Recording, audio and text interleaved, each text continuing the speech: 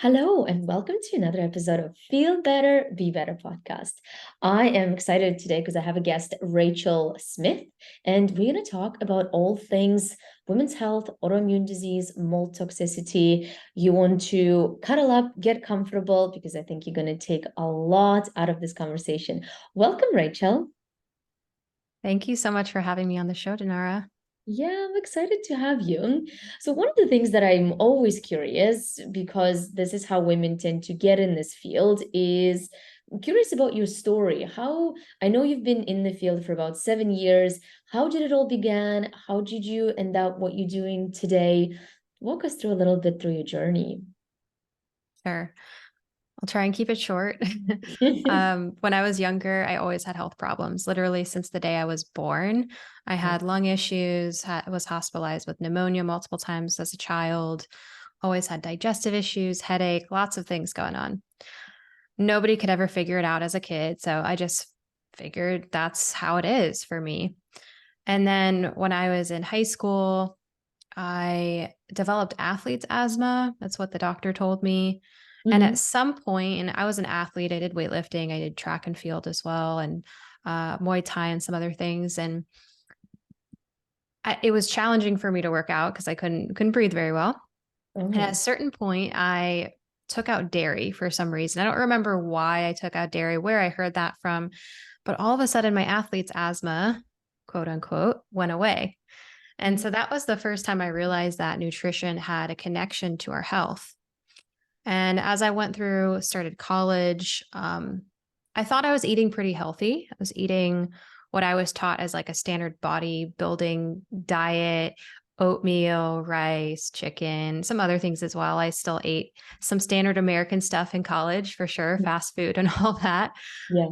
But I thought I was doing pretty well, but I continued to get sicker and sicker and sicker at a very young age. And by the time I was, I think it was 21, around that age, I mean, my hair was falling out. I was falling asleep in the middle of my classes in college. I was having massive digestive issues, brain fog. It was so hard for me to make it through a day and have even just form sentences and have conversations. Mm. So I knew something was going on, but I had no clue. Continued going to doctor after doctor, different specialists, would put myself in the emergency room sometimes, and no one could ever tell me anything. And then when I was about 22, 23, I had really bad heart palpitations one night in the middle of the night, thought I was having a heart attack, got rushed to the emergency room, and the doctors demanded to do an exploratory heart surgery on me. Oh. And I was terrified. I said, okay, do it, I guess, if you think you need to look for something. Put me under, did this heart surgery to look for any kind of electrical issues. I woke up. They said they didn't find anything. And that was, I think, about $100,000 medical bill. Oh my God. So, yeah. So after that, that was my final straw with conventional medicine. And also in the background during those past few years, I was listening to tons of podcasts, started getting into podcasts, reading lots of books about health, and just trying to be my own doctor essentially because nobody was helping me. And so by the time they did that surgery, I kind of realized that I need to see a functional medicine practitioner, a holistic practitioner. Found somebody, they diagnosed me with Hashimoto's, which is an autoimmune disease of the thyroid, and figured out I had all sorts of other underlying health problems, gut infections, and I've lived in moldy apartments before, different things like that. And within a few months of just changing my diet alone, I was able to get rid of a ton of my symptoms and start reversing the Hashimoto's. And so that really started my journey of holistic health, functional medicine. And I thought it was so incredible that I actually pretty quickly quit my job in corporate America, went back to school to start studying, and then eventually became a functional medicine practitioner myself. And now I'm healthy. I Yeah. and do all the things I enjoy, working out, traveling. And now I get to help a variety of people with autoimmune diseases, mold illness, and other chronic health issues as well, like I did. Oh my gosh. Obviously, people don't see us because we're on a podcast, but you look incredibly healthy. And everything you're telling me, it would be really hard to just imagine that this is what you went through, but that's amazing. Yeah, Wow. it was wild. So you mentioned dairy, and one of the things that I'm not sure if this was something with you, and I've shared it on this podcast before, is there's this A1 casein, which is the compound a lot in dairy, which is highly inflammatory, and actually it helps women with sometimes period pain, and of course it's inflammation. Were you able Mm. to ever connect whether it had to do anything with that? Not necessarily that. I think what happens with autoimmunity, or I know what happens with autoimmunity is that leaky gut is present, right? Yeah. And so with leaky gut, all sorts of different food particles as well as other toxins seep through the gut barrier and into the bloodstream. And then this creates widespread inflammation and also creates food sensitivities. Mm. So being sick my whole life, I don't think I ever had good gut health. Yeah. And I think I did develop a very long list of food sensitivities. I remember the functional medicine practitioner, the first one I saw, he ran a food sensitivity test and his jaw dropped when he read it because I couldn't eat anything. I had like three Hmm. foods on there that were okay to eat. So I Yeah. had very, very bad leaky gut. And with that meant it took a lot of healing time. Yeah. And I was responding and reacting to tons of different foods. So I didn't eat dairy for a long time until about last year. I Hmm. started to try raw dairy again. So like raw cheeses first, and I seem to be fine with them. I Hmm. don't see any response, but I still don't eat dairy on a regular basis. And Yeah. I think what happened with me was I wound up healing a lot of different food sensitivities that I had developed over the years. Yeah. But I've never necessarily made a connection between the different caseins or the cows that it's coming from as well. Right. Oh, wow, that's so interesting. So take me to that moment where you're at the doctor's and he looks at all these food sensitivities and he's like, well, this is insane. You can eat three things, which I think is very often that happens with women once they told they have food sensitivities. And this is what, I mean, it's shocking at first. And then after that, it develops a lot of fear around food, just incredibly damaging relationship with food. What has gone from the moment when you were told you can eat like three things? Oh my gosh. Now, what I did, I would not recommend anybody do. Hmm. He scared me. He really scared me. He was very stern. He was very like it's black or white type of guy. And he basically was like, you have to do this, you have to eat this way, or else you're gonna be sick, And like he's like, you're so young, you have to fix these problems. And I'm glad in a one aspect that he did that. But on the other side, I remember leaving his office, bawling my eyes out, having a panic attack, really making myself very stressed out, which now I know that stress response only makes things worse and Wow. only weakens the immune system more. So at that time, I did go full force autoimmune diet, all of that kind of stuff, and took out all the foods. But I would catch myself kind of relapsing here and there and almost developing kind of like a binging type disorder for Yeah. a while, where I would fall off and overeat certain foods and then not feel well and then go back to the diet. And it was this crazy yo yo thing. But once it took me a while, but once I learned, okay, I really do feel good if I eat these foods and I'll just continue to work on my body, I was able to stick to it.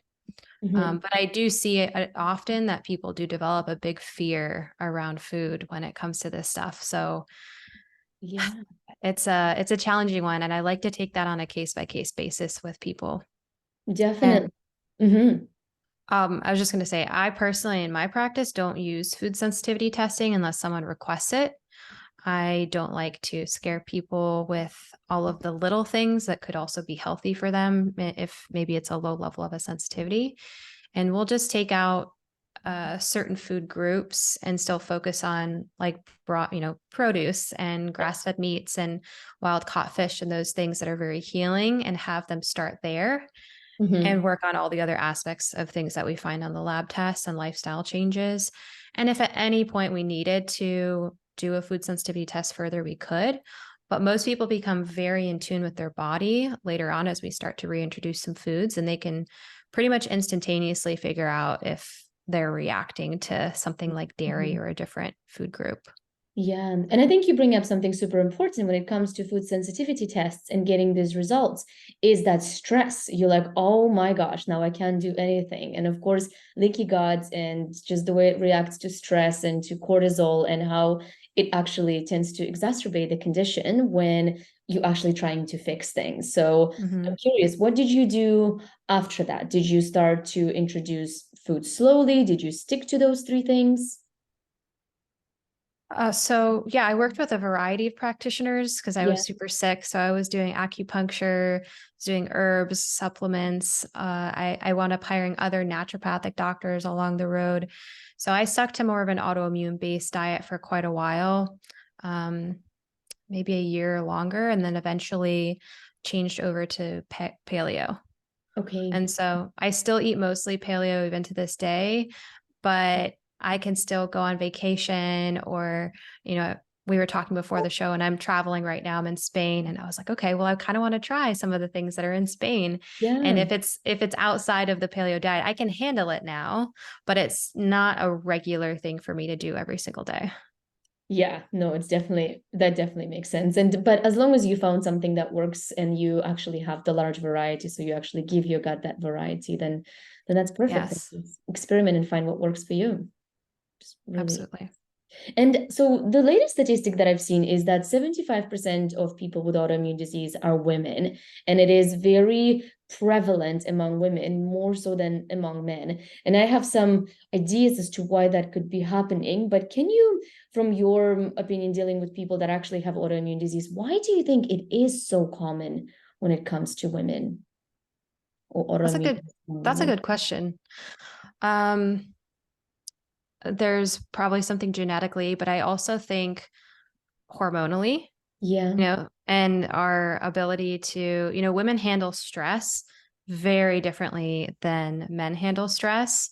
I was just on a call with a client earlier talking about cycle syncing and how the hormones change and how a man is completely different than a woman. A man, has their testosterone, they have their 24-hour cycle, they're good to go, they can work hard every day and do the same thing.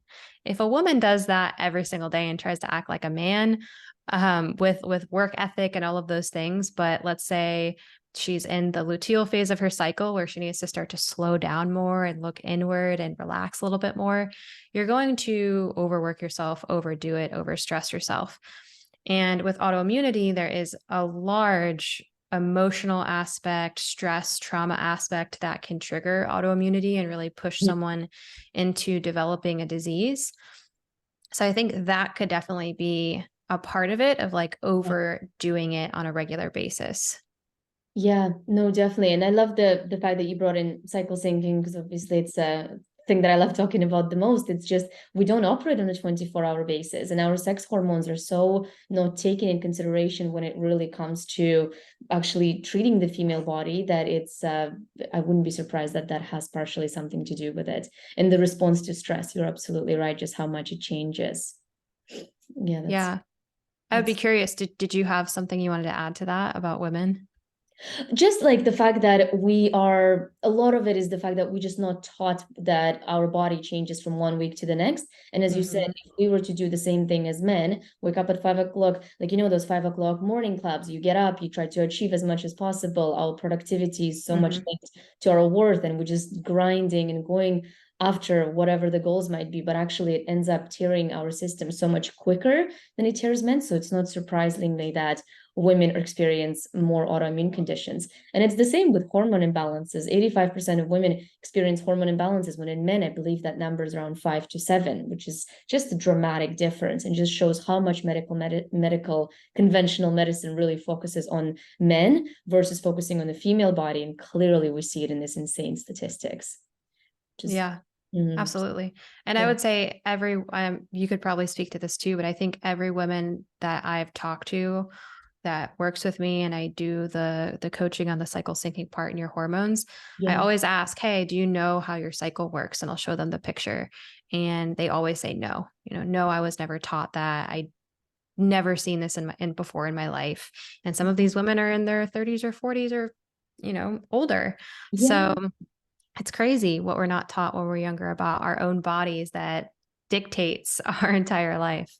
Yeah. And then there's part of not being taught about it. And then there is the consequence of it that we tend to struggle down the road, being like hair falling out, no energy. And we're like, what the heck is going on? It's like, you okay? Nothing is wrong with you. And you're like, I'm pretty sure there's something going on.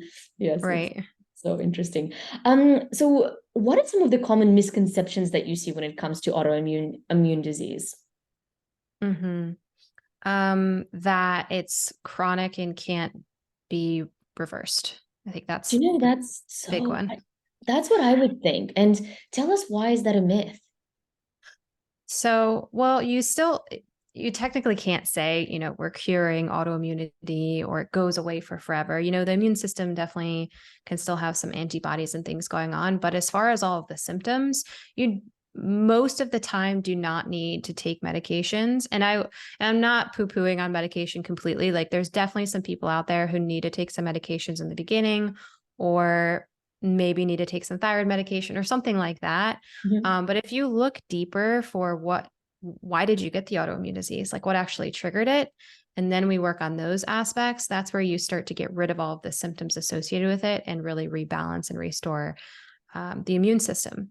And so, yeah, Mhm. I can go into what some of those root causes are Yeah, let's if talk you'd like about me it. to. Sure. Definitely.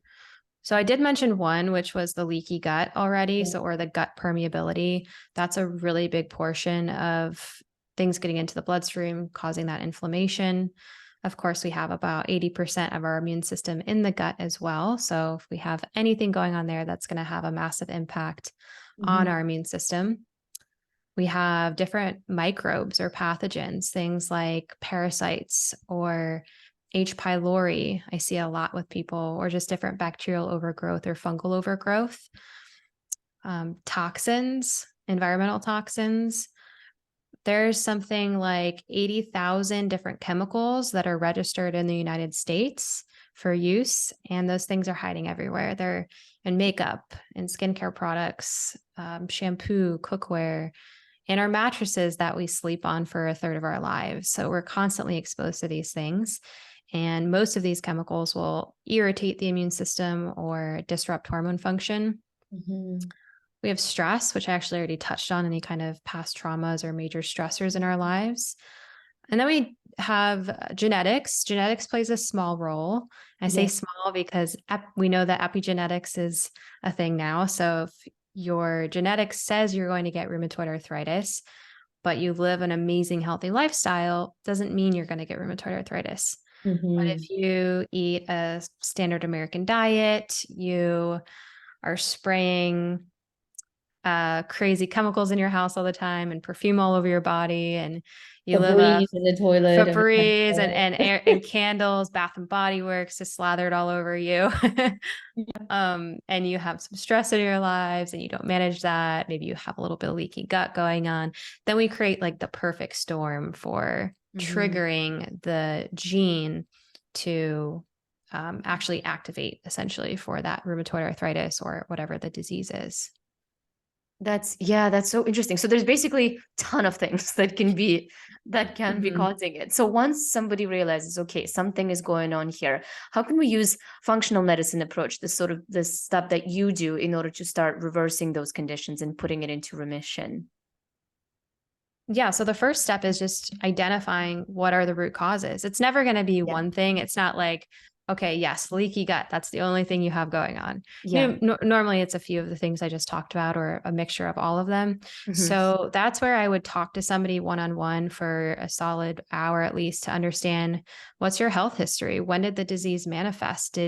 Did you go through some sort of stressful event where you started Yeah. noticing the symptoms happening? Did you move into a new home that potentially has mold in it or something? Maybe we might get to talk about that today. Yeah. Did your symptoms start to manifest then? So just trying to understand what types of tests do we need to run and what could be going on. And then I would move into choosing those tests, running those tests. So that could be something like looking at a GI map test to look at the gut and understanding what pathogens are there. What does your microbiome look like? Possibly a mycotoxin test to look for mold toxins in the body. Mm. Maybe a hair tissue mineral analysis test to look at minerals and some metals. So we'll start there, identify that. And then once we have the results, that's when we can create a custom plan using supplements to start to address the imbalances, but also using nutrition and lifestyle changes. So focusing on stress management, nervous system regulation, getting toxins out of the environment, focusing on sleep, all of the basic foundational things as well. Yeah, that totally makes sense. And when it comes to nutrition, I guess it would depend on the sensitivities, and what is your protocol with nutrition when it comes with food? So yeah, I like to take out major inflammatory things. So if it's somebody with an autoimmune disease, you definitely want to do an AIP diet, or a nutrition plan. I don't really love the word diet. Mm. It's just really taking out the things that could be causing harm and focusing on the things that are very nutritious and good for the body. So And what is taking out AIP diet for those that don't know? Yes, autoimmune paleo or autoimmune protocol. Can be Okay. referred to both of those. Got it. And there are plenty of studies showing that this can help put autoimmune diseases into remission. Also, this is what I used for myself in my past, and this is what I have seen hundreds of people use in my practice. And so that's going to be taking out things like grains, legumes, dairy, nuts and seeds, nightshades. So it's definitely an adjustment. It takes some people Yeah. some time to get into that, but I would say within the first month they realize how powerful it is.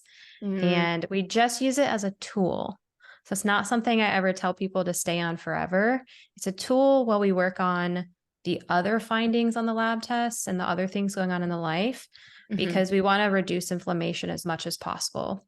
So if you're having an immune response to foods, if we can calm the immune system down, turn the dial down on it, it will speed up the healing process for the gut and the rest of the body, heal some of the food sensitivities, and then later on, we'll slowly reintroduce those and use the body as the test itself to identify if there's if there's a sensitivity. Okay, makes sense. So because nuts, seeds, beans, legumes, all of those things, they're quite nutritious and they're quite actually beneficial for the gut and for the hormones. So after a little while, you say you're able to introduce it and then use the body as a barometer to see whether it's able to take it again. Correct. Okay. No, that definitely makes sense. And of course, one of the things that you mentioned, and I really want to talk about it more, is mold illness, and specific what is happening with mold. How do people know that they're experiencing mold issues? This is such a crazy thing, and I love to talk about it because I have dealt with this multiple times in my life, and it is not a fun process. And I really feel for people who go through this. So the thing is that mold is everywhere. It's all around us. It's outside and it's inside of buildings. But there's studies that show that about 50% or close to 50% of buildings have mold. Oh, wow. Now, if there is a significant amount of toxic mold that is in a home or a building like a workspace or a school, this can drastically affect someone's health. And what happens is there's mold that produces mycotoxins, which is just a name for the toxin from mold. Lots of different types of these. And these are pretty much invisible to the naked eye. So you don't have to even see, mold could be hiding behind a wall, in the roofing, in the air ducts or the air conditioner. And then these mycotoxins, again, invisible, can be blowing around the house. You breathe them in, and then you can get very ill depending on your genetics, depending on the type of mold, depending on how long you've been exposed and the amount, as well as any prior health conditions that you have. So that's the environmental. And then we also are like the home-based. We also have mycotoxins on our food. Definitely not as concerning in the US and the EU. If you look at the studies actually on this stuff, it's more concerning in the Middle East, in Asia. Those types of countries have much worse restrictions. And because of the climate, especially the more humid climates and the way that they store things, it could be a much larger problem. But we import things like coffee and nuts and seeds and things into the US. So mycotoxins can be on peanuts, cashews, walnuts, corn, Coffee is really, really big for having mold on it, as well as grains Wow. like wheat and dried fruits. Yeah. And So that's coffee, like, go ahead. that's just coffee. Would it keep the mold given that you destroyed the beans and then you sort of like strain them? Does it still keep it? It does. Interesting. Yeah, there's coffees out there nowadays that are becoming very popular because they're tested for mold. And Okay. there's, I think there's like 6 or 7 really good ones that I know of right now. And off of the top of my head, I could tell you Purity Coffee, Keon Coffee, Bulletproof Coffee. And those are the only ones I can think of at the moment, but those are some starters for people if they want to Google like mold-free coffee. Yeah.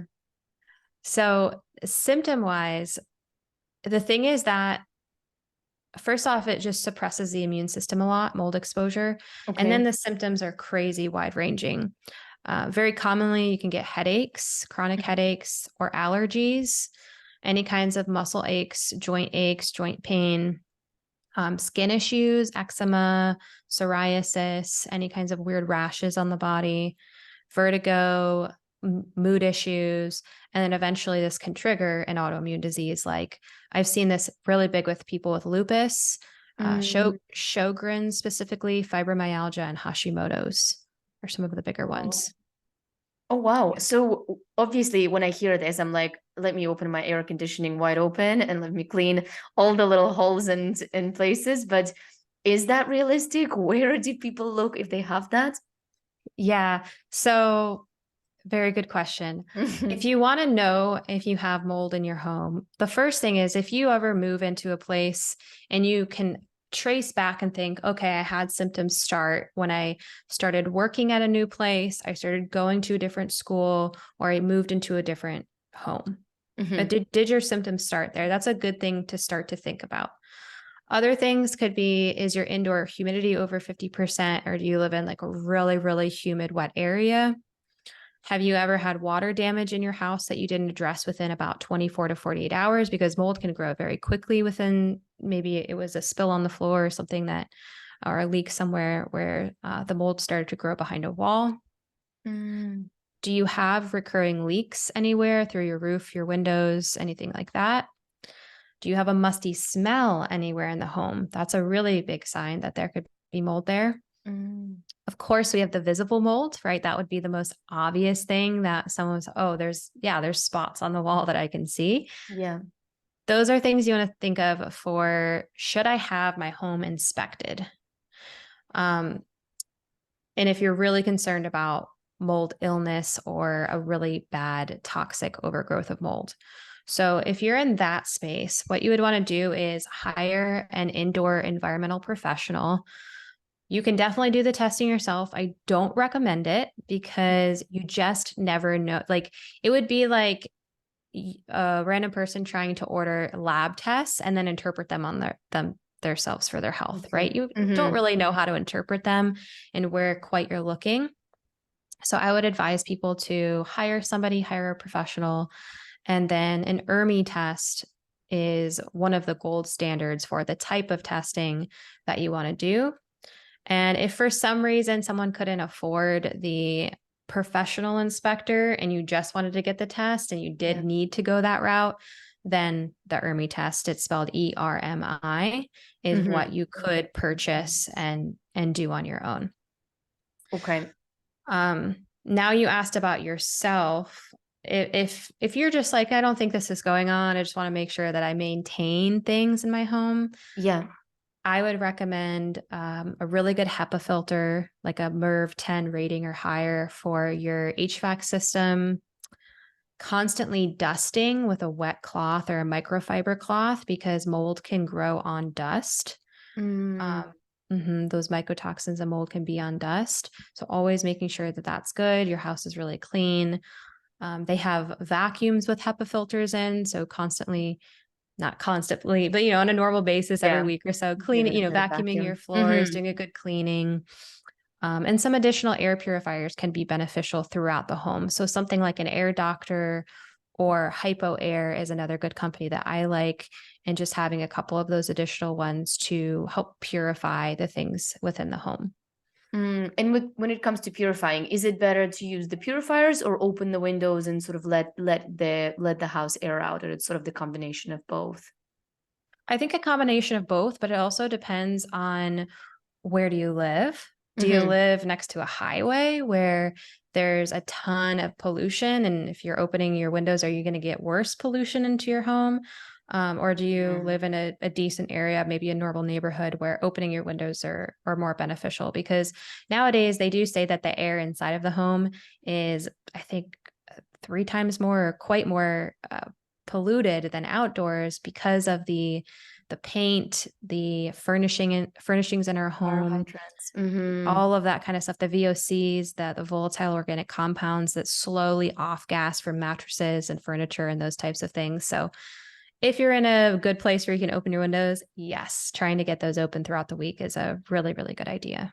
But of course, depending where you live, and then basically that's correlation. And do you Mhm. see mole quite often? Is it something that you face quite frequently? A lot, a lot. I Mm, don't know if it's one of those things that because I post about it a lot and on my yeah, videos, I talk about the symptoms. So therefore, I just attract all the people. yeah. Or if it really is this crazy thing that so many people are dealing with, because sometimes it's those people who have gone to many doctors and they're like, they can't figure out what's wrong with me.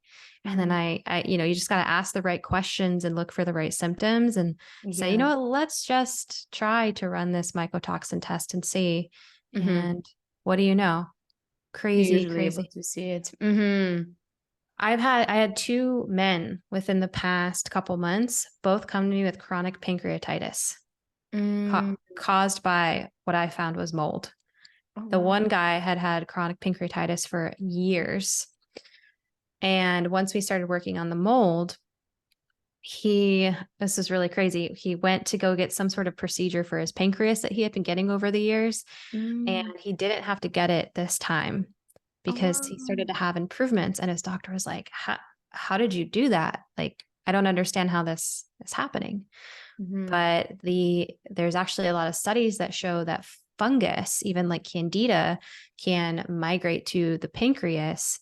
And of course, that's going to cause inflammation and disruption in the functioning of the pancreas as well. Ah, okay. That's crazy. And what would be the protocol for healing mole? Is it move out of the house, throw out all of your furniture and all of your clothes? Yeah. So there's multiple options. Option number one, the most extreme and the safest would, yes, if it's a bad overgrowth that you've been dealing with, it would be getting rid of much of the porous soft items that can absorb and clench onto those mycotoxins and Mm-hmm. moving into a new place or remediating the home if you own the home or something and you can have a professional team come in, extract, remediate. Normally, they'll do a fogging of the house as well and those types of things to help make sure they clear everything out. Yeah.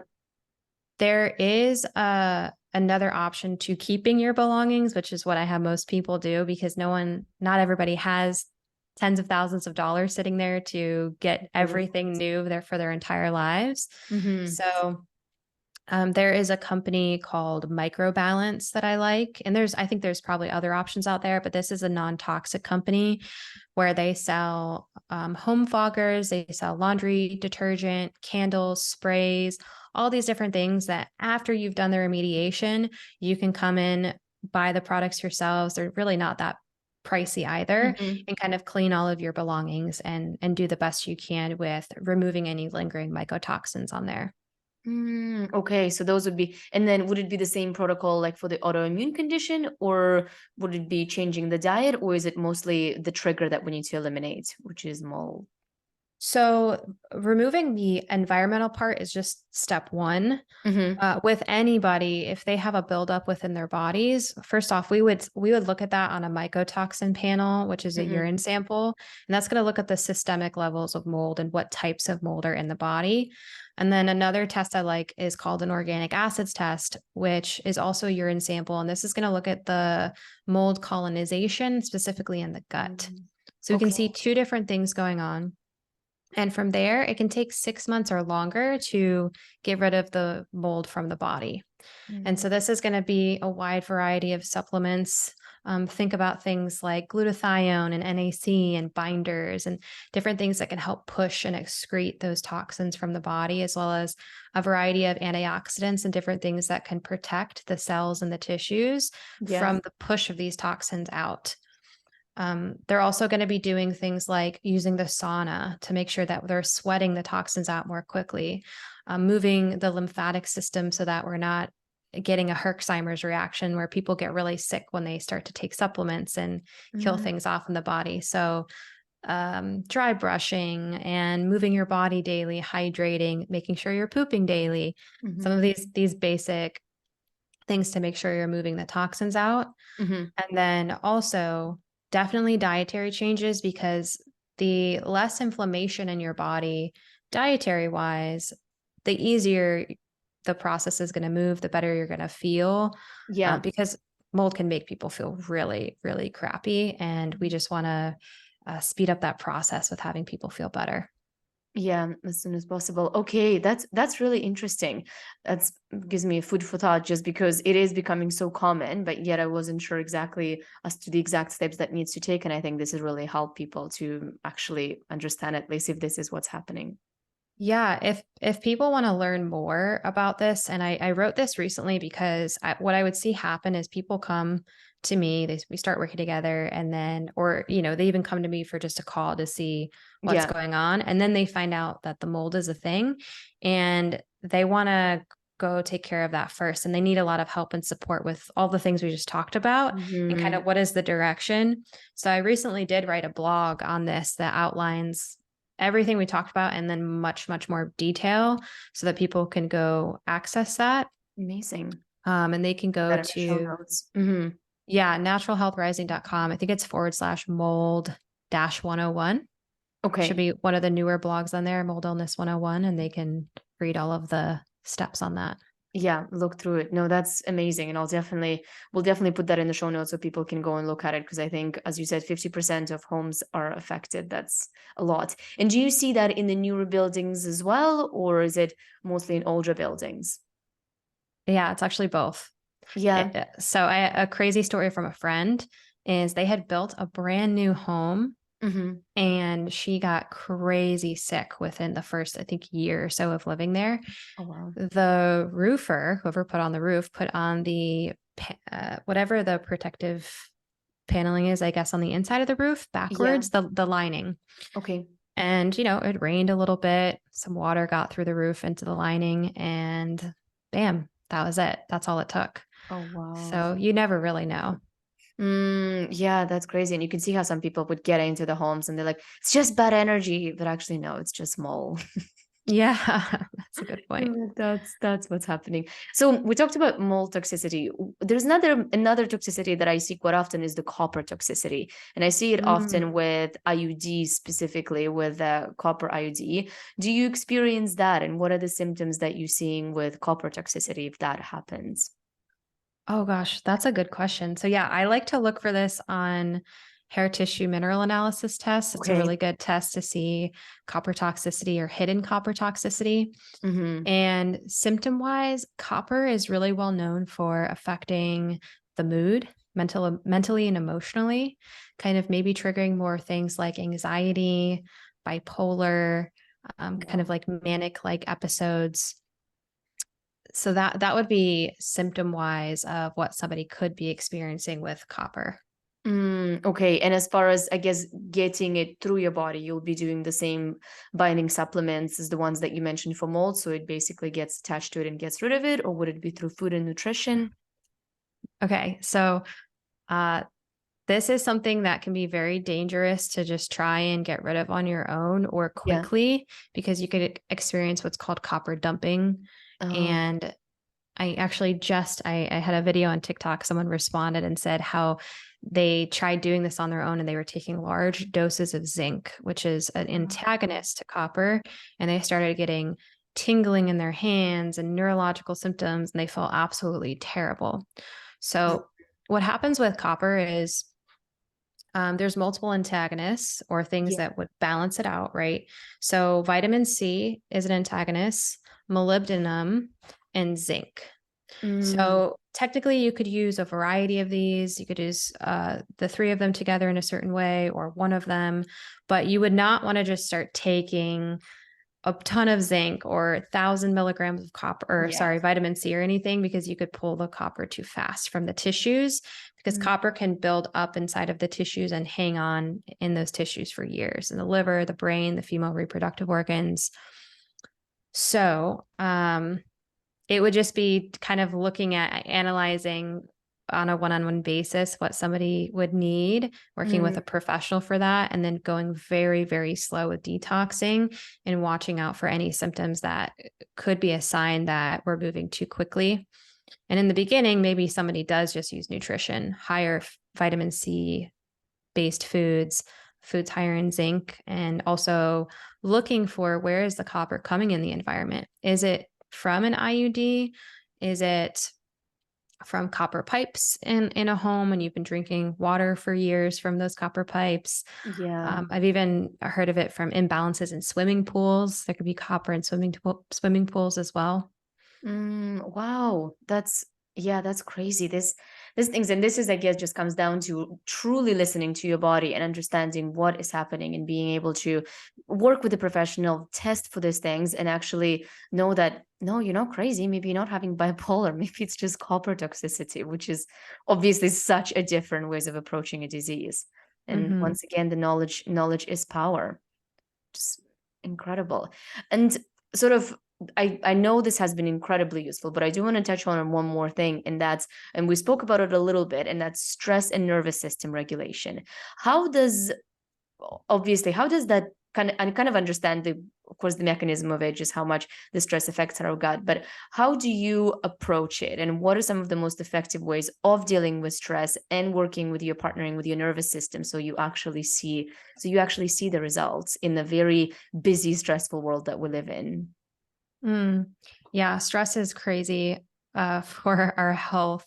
You Yeah. know, when we are stressed out and if we look at, I don't know if you're familiar with Stephen Porges' polyvagal theory at all, Yeah. but okay, so he states that there's like three kind of notches of the nervous system, right? The parasympathetic or the social engagement, which is rest and digest. That's where we want to try to hang out most of the time. Mhm. We have the sympathetic, the fight or flight that most people have heard of before. We also have the dorsal vagal, the shutdown, the immobilization, the freeze state. So the sympathetic and the shutdown, when we move into those states in our lives, what happens is we're going to, well, they're a little different with what happens in the body, but if we kind of group them together, they both definitely harm the immune system. Mhm. They suppress it a lot. They start to suppress a lot of normal functions, especially digestion as well, because if we went back to um, Paleolithic times when we're like trying to run from a tiger or something, Yeah. we didn't need to use our digestive system while we're running away. We just need to pump a lot of blood through our body and get our adrenaline up so we can run away. Mhm. And then when we were calm and by ourselves again, we could eat our food, be in parasympathetic state, digest that food and absorb the nutrients. So if today we're in that state, which we'll talk about why that happens, we're not digesting our food, we're not absorbing our nutrients, our immune system is dysregulated. So there's a lot of things that are harmful to our health. And if we are on the go all the time, maybe we're a parent, we don't ever give ourselves a break, or we're working crazy hours, or we've even experienced some stressful things or challenges or trauma in our lives that we haven't dealt with, that can also push the nervous system into being in that fight or flight or that shutdown state more often. So you can see how that is very detrimental to our health. So, in order to help us get back to that parasympathetic state more often, there's so many different things you can do. Obviously, you can try different therapies and things like that. But I really like to help people with what are tools that you can use on a daily basis to regulate the nervous system to get into that parasympathetic state. So that could be things like tapping, like emotional freedom technique or EFT. Have you heard of that one Yeah, I'm before or used familiar with that? AFC. Okay. One of my favorites. This could be anything that's supporting or stimulating the vagus nerve, which really helps control our nervous system. So this could be cold exposure, taking Mm-hmm. cold showers on a daily basis, practicing different breathing exercises. We have our more aggressive, faster breathing exercises, which are really popular now. But I Mm-hmm. think if somebody is in, and I think they're useful, and I teach people them, but I think for most people who are in more of a chronic illness state, the slower ones like Yeah.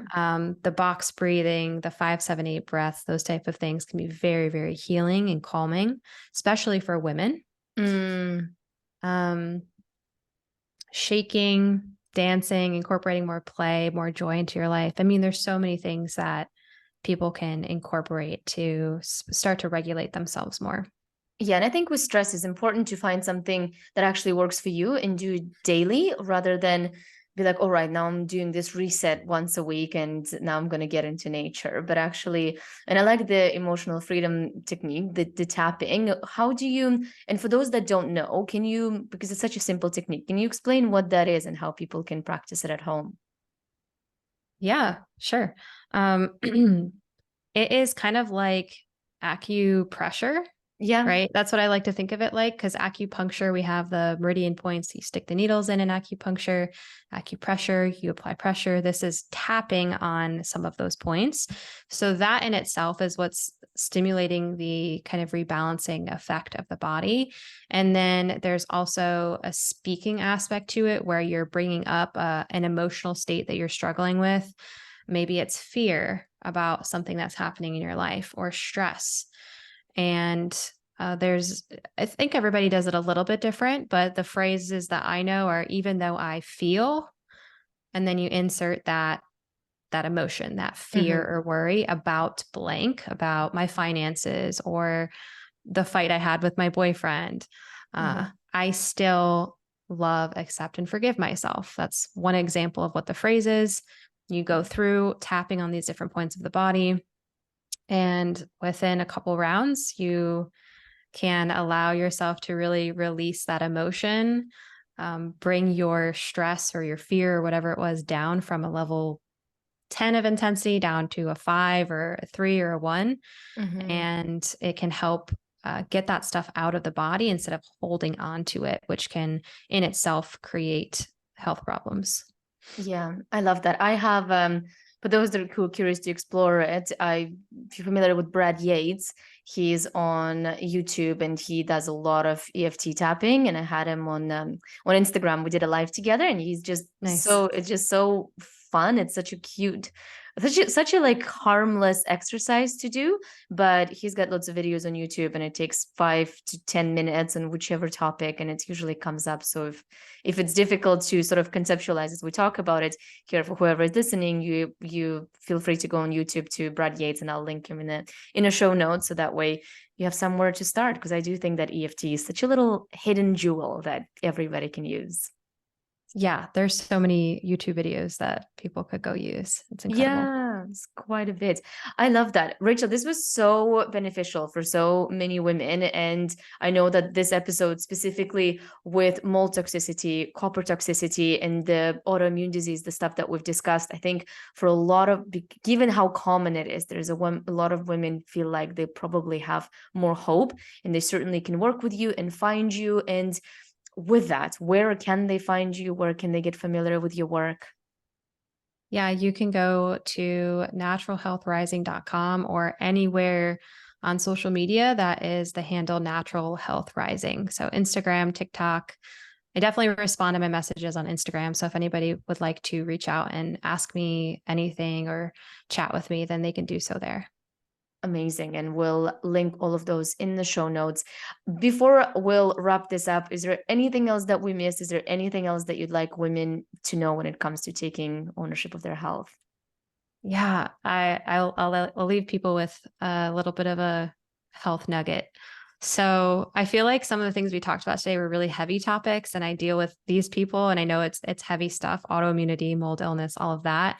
And if you're somebody who's dealing with that and you're on a health journey, when you experience health challenges, sometimes and a lot of times I see people becoming hyper focused on healing. I did it myself within the first few years.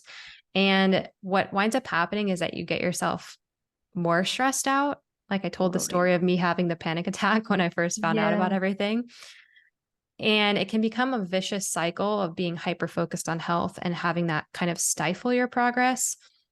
So, my additional tip would be to, yes, of course, focus on healing, but also don't be so hard on yourself. Like, don't get too obsessed. Remember to try and enjoy and experience life, laugh more, play more, don't take things seriously. Like, actually, just go on your calendar, delete something that you've been dreading doing, and put in something that you haven't done in a long time that you actually love to do. And just continue to bring more joy and play into your life. I love that little rebellious things. I'm like, I can't wait to delete all this stuff on my calendar. Yeah. Oh, that's amazing. Thank you so much for that nugget. I know it's useful, and I know that sometimes we need to take us out of our serious box and be like, yo, relax. Not Yeah. here for that long. So just enjoy it. Enjoy your life as much as you can. Mm-hmm. Well, thank you once again so much for coming and chatting with me. I know this has been so useful, regardless of how heavy it was. And for those of you that it's been a lot of information, please listen to it again so you make sure you get everything out of this episode, and get in touch with Rachel should you have more questions. Thank you so much for having me on the show. Thank you.